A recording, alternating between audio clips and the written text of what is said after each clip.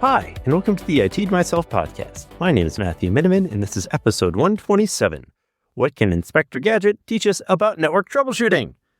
So, Inspector Gadget, he is a cyborg. Actually, to be, more like global or whatever, it is a cartoon, originally started in 1983. And it survived 2 seasons, but, seasons back then were a little weird because it's like 48 episodes. So there are a fair number of Inspector Gadgets. If this were a Netflix show today, it'd probably be like 10 seasons or whatever. But yeah, whole point is that it's a cartoon back in the 1980s. And so I'm aging myself a bit. And like all good cartoons back in the 1980s, they were cocaine-addled, bizarre reflections of humanity and hope, I guess. I don't know how else to describe it, because it's a weird fever dream of a show like all 1980s cartoons. I mean, fucking Transformers, Inspector Gadget, God, even like Disney cartoons like DuckTales and Darkwing Duck and all these other like really odd cartoons. They are just so fucking weird. They were so weird. And I'm probably aging myself by talking about these types of cartoons and whatnot. But Inspector Gadget holds a special place in my heart, because Inspector Gadget, he is a cyborg. But, he's not like a well-trained cyborg. He's not graceful. He's not smart. He's not particularly anything intelligent or useful. He's kind of a moron who just bumbles through his entire life. I don't know. The whole bit about Inspector Gadget is that he is a detective that has undergone a surgery to enhance his abilities as a detective. But he is unused to or incapable of using the proper tool at the proper time to solve the crime. But even though he, has issues with accessing the right tools at the right time, he seems to be able to solve crimes and prevent Dr. Claw and Mad from taking over the rest of the world. So there's that. He's also got a pretty badass car. He solves crimes with this dog named Brain and his niece named Penny, which are, it's a great place to put a 10-year-old child in the middle of an active crime investigation and scene. Because, proper collection of evidence and so on and so forth, all that stuff, chain of custody, that's all really important to a 10-year-old, and also very important to the FBI. Yeah. No political satire here. Anyway, whole point being that, again, Inspector Gadget is he's a very troubled, and I don't know that troubled's the right word. He's a very curious case because, like I said, he doesn't often get the tool right for the job, but he has a lot of them. I mean, he's got Go-Go Gadget copter, Go-Go Gadget arms, Go-Go Gadget phone, Go-Go Gadget skates, Go-Go Gadget skis, Go-Go Gadget car. He's got all of these random tools. And again, he activates them by saying go before whatever tool he's going to use. So, you could argue that he's also like some sort of weird anime or K-pop star as well. Because, go. Anyway. Moving on. He doesn't often get the tools right, but in the end he is usually able to solve whatever crime or whatever problem he's attempting to resolve in the episode. And again, this is 1980s, so there's problem introduced in every episode, and then by the end of the episode, it's solved magically, or not so magically in the case of Inspector Gadget. But like Inspector Gadget, there are a lot of network troubleshooting tools at your disposal as an IT person. So, I could have prefaced this at the beginning, but fuck you, I'm not going to. This is probably going to be a remedial information for a lot of you, just because if you have spent any time in IT, you've probably picked up the networking tools that you need to use and kind of have a grasp on how to troubleshoot a network issue. And honestly, this is just me, a vehicle for me to make fun of the rest of Inspector Gadget and network tools, and also fills an episode. So, fuck you, you're along for the ride, hopefully. Anyway, so as you are looking at troubleshooting networks, there are a lot of things that you can do. There's a lot of different tools, a lot of different ways to solve things. And, one of the issues that I'm rubbing up against now is that, oh, well, I can just ask AI for that. Well, the nice thing about troubleshooting a network is that if your network is down, how are you going to fucking contact the AI? You're going to use your phone in the middle of a data center that has no connectivity whatsoever? Yeah, fuck you. AI can bite me. Sorry, it's a sensitive subject. We'll get into it on another episode. But in order to troubleshoot networking, there are a lot of different ways that you can go about doing that, and a lot of built-in tools, the operating systems that you use to do that. So one that is universal to all operating systems is called ping. This is also known as ICMP echo request, ICMP reply, ping pong, all of that. Ping is an idea that when you send out a ping, you get a response as an echo. And this is kind of based off of the old sonar technology where you send a sonar blast out and you listen for a response or whatever that sonar blast bounces off of so that you can track other objects within the ocean while you're in a submarine so you don't run into them, or so you can know where the enemy is, so on and so forth. Ping allows you to do that. And that is kind of how ping works on a computer. You send out this blast and you're waiting for a response back. The issue with ping is that you need to know what your destination is. So ping is really great for identifying known network devices are up, or if the entire network is down, or so on and so forth. And there are a lot of different responses that can come out of this. But say, for instance, you want to make sure that you're connected to the internet. So you might do a ping of something on the internet. We'll say Google. So you can ping google.com. It'll give you an IP address because there's DNS in the background. But if you ping google.com, your network's down. The network might not be down. You may just not be resolving DNS. And sort of you might ping 8.8.8.8, which is Google's DNS server.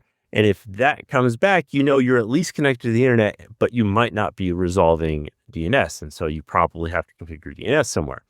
That's a valid use of ping. You can actually troubleshoot a lot of different things with ping. With ping, you also get latency, which can tell you if there are issues on your network or if there is an issue in the transmission of signal.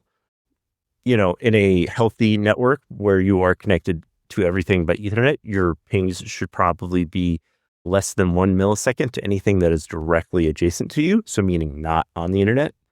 If you're on Wi-Fi, it can vary just because Wi-Fi can take some time to respond appropriately. So there are a lot of different variables to all of the different aspects of ping. You also have the ability to ping in a chain or do what is called trace routing. Trace routing is another tool. Traceroute is a tool that you can use to identify if there's an issue along the chain of access. So for instance, if you're attempting to get to something on your network and you have a very complicated network with several different junctions or several different handoffs or several different switches, you might do a trace route to see which part of that network is having an issue.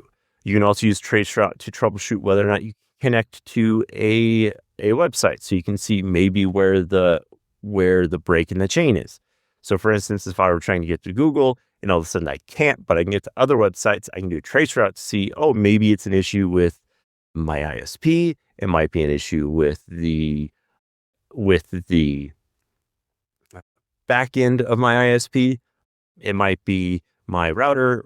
I can see that through traceroute because where that traceroute dies, that's likely where the problem is. And this is really good a really good troubleshooting tool, especially when you might have issues with uptime for your actual service. That's one of those things that traceroute can identify.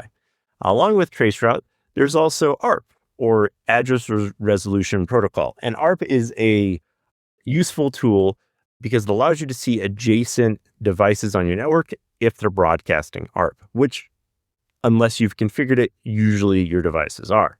So ARP allows you to see all of the other devices on your network if they're broadcasting. So you might be able to identify a device that you don't necessarily know the IP address of. So you could use an ARP command to identify a printer that you've connected to the network, or an IoT device, a TV, whatever. You can use ARP to identify that to help you find what its IP address is to maybe troubleshoot some additional problems in the background. It's a really good idea to do this, especially if you aren't entirely sure of what is on your network or where you are at. And it's also one of those things that you can definitely use maliciously, because if you connect to a random network and you ARP, you might be able to find some interesting things that are on that network, and maybe it isn't secured in the way it's supposed to be, and you get into some mischief. I'm definitely not suggesting you hack at all. Sorry, no, not doing that. It's definitely not what I'm doing. So ARP, again, that's good for seeing adjacent or devices that are adjacent to you on the network.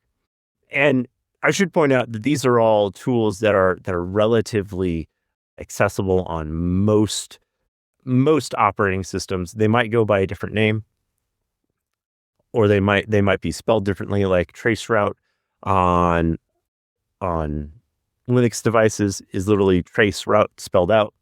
Traceroute on Windows machines is traceRT. RT stands for route, because they arbitrarily decide to shorten words or create acronyms in Microsoft. They're very fun, just like their GUIs. Anyway, so those are things you can use. Those are a lot of different tools you can utilize to troubleshoot certain things on your network. If you need to troubleshoot specifically things like DNS, you can use NSLookup, which is name server lookup. And name server lookup has a couple of different functions, which are pretty useful. You can do a reverse lookup, so you can see what an IP address might have the host name of, or might be identified by a DNS server. Or you can look at what IP address a specific name has. And you can also trial all of these requests against different DNS servers without having to reconfigure your DNS directly. So NSLookup has a lot of really good functions in it to troubleshoot and identify problems with DNS.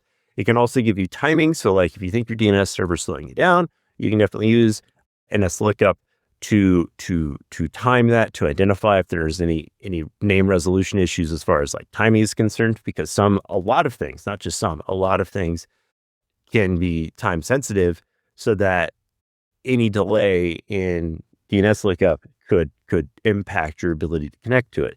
So NSLookup is a really good tool for all of that. Another tool is called NetStat. NetStat allows you to see all of your open ports on your computer, and with certain arguments, can allow you to see what processes are using those ports as well. So like it's a good tool for network troubleshooting, because if you're like, hey, I don't know why I can't reach this service that I have on this server, NetStat to make sure that you're actually listening on that port, because if you aren't, that's why you're not able to access that service, and then maybe you can troubleshoot the problem that way. So NetStat's a really good way to do that. It can also be a really good way to spot malware, because one of the things that an attacker will do is create a reverse proxy, which can be identified through a NetStat.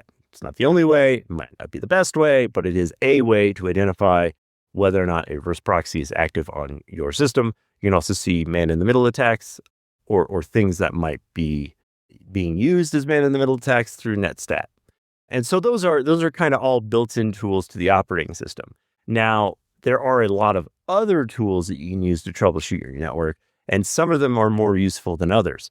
Wireshark is a tool, and there are a lot of other tools like that. There's Suricata, there's Zeek. These are all tools that allow you to see traffic as your network interface device looks at that, or network interface controller. All of the data that flows past your network interface controller or your NIC or your Wi-Fi adapter or whatever you want to call it, all of the traffic that flows there, those tools, Wireshark, etc., can see. And so if you're having issues with traffic being malformed or with connectivity being established properly, Wireshark is a way you can do that.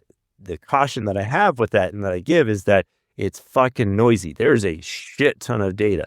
Wireshark is not a valid approach to troubleshooting tools in a timely manner. I just say that because there are a shit ton of vendors who will request you do a Wireshark dump just to get data. And really all they're doing is wasting your fucking time, because they're not going to look at that Wireshark export. They really aren't, because there's nothing in there that's going to tell them anything that you couldn't garner with the other tools above. So, eat shit, vendors, customer support vendors. It's just really difficult to listen to a tier 1 tell me to do a Wireshark and expect anything other than, oh, wow, yeah, you got a Wireshark, thanks, and then walk away from the problem. Another thing that you can use is called speed test. Any speed test, there are a ton of them. Google has one on theirs. My firewall has one directly built into its interface.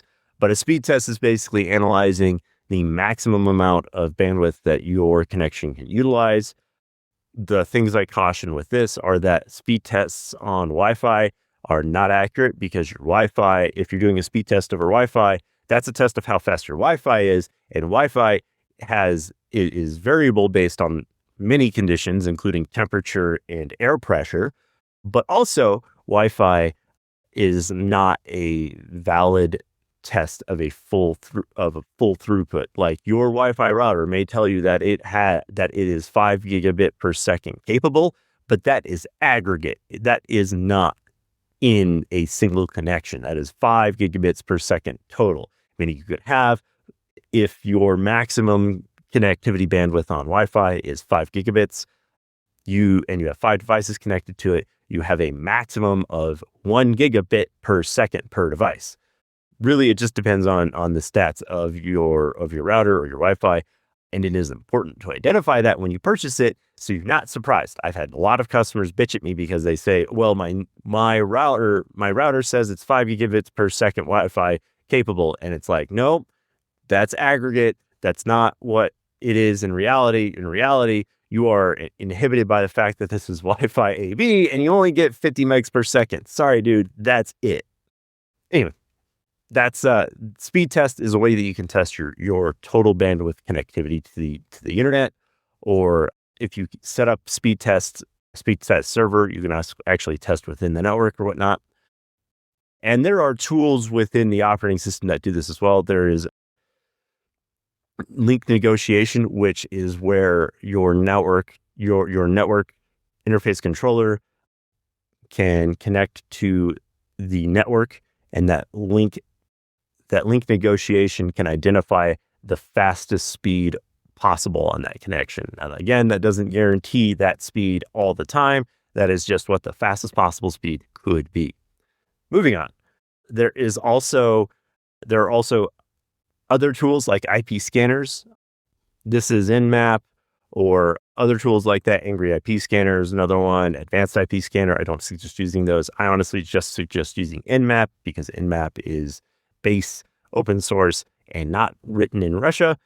Nmap is a tool that you can utilize to identify open ports across a network or a single device or against a target. It's very useful for troubleshooting whether or not a device has a port open on the outside. You can also use something like Telnet to identify the information. So Telnet is an old connectivity protocol that can allow you to attempt a connection. And if you use just a bare Telnet session, it establishes a connection with the target device in any way possible. And the fact that you can send and then receive information is a valid test that you can actually connect to the device. And so there are a lot of different tools. Like I said, this is like Inspector Gadget. You can use a lot of these to troubleshoot a lot of different things. And like Inspector Gadget, if you are an IT guy, you can use a lot of these tools to solve problems in ways that they weren't necessarily intended to be used for. So like, if you have a connectivity problem between two devices and you attempt to connect to the device, you can use a ping command to identify whether or not a port is open, as well as any of the other tools. That's 100% a valid way, because you can ping a specific port to see if it even responds or if it's closed.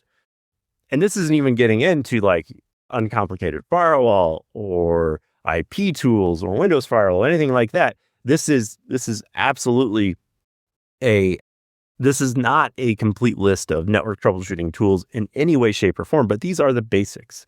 And these tools are used natively on the operating system. Another one that is available to you is ipconfig or ipaddr, which gives you the configuration of your current NIC and can identify whether or not you are getting an IP address, if it's DHCP, or whether you have a static IP address assigned. It can identify those things. And it can also identify what your DNS servers are and so on and so forth. It gives you a lot of good detail. And again, you can use these tools in a combination of ways that maybe weren't the most direct way to solve a problem, but they will get the job done of allowing you to troubleshoot your way through. So I definitely suggest, if you are not familiar with these tools, if you haven't used them before, definitely get involved with them if you're trying to get into the IT industry, or if you're attempting to just troubleshoot your own network as a user. These are tools that will help you identify problems. Now, knowing what these things mean and knowing what's going on, unfortunately, I can't teach you that in a 25-minute podcast. That's something you're going to have to bumble around in and try to figure out yourself, because otherwise you're going to be bumbling around and you're not going to solve that problem. You're going to have to get rescued by a 10-year-old girl who's smarter than you are, because she knows the fuck she's doing. She knows proper police work protocol. She knows how to bag evidence. She knows chain of custody. And your dog Brain, well, he's just there for decoration. And I think that's all I've got time for today, guys. I hope you all have a great day. Gadget!